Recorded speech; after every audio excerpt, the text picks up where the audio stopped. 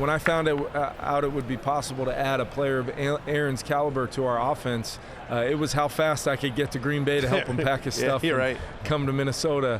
But I think the biggest thing for me is what Aaron Jones brought that nobody really saw, and that's inside our building. For a player to come in and have the impact in that locker room that Aaron had, I think he's one of one as a human being in our league. I think he is still very capable of being that lead runner, that lead running back. He impacted our run game, our pass game. He can pass protect.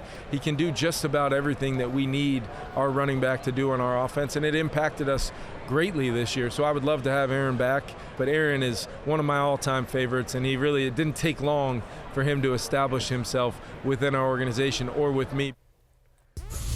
After hearing KOC talk to us, like, we would have said, like, Aaron Jones ain't going anywhere. Right. I mean, you know what I mean? Like, I tell my daughters, find somebody that looks at you the way Kevin O'Connell looks at Aaron Jones. Like, could not have been more effusive, and he does return as well. This is a guy who's coming off a year where he had career highs in touches, carries, and rushing yards last season.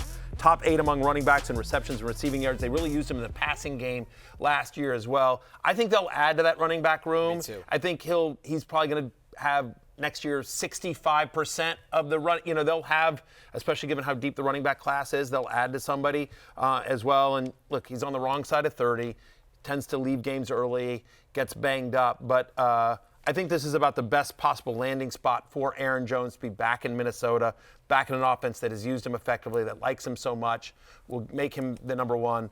I think he's a low-end RB2 next year. Yeah, I would say, Matthew, we should look at where they choose to add to that running back room. If there's still running backs out there, if they get a veteran running back that they get in like 3 days, then we're like, oh, Aaron Jones.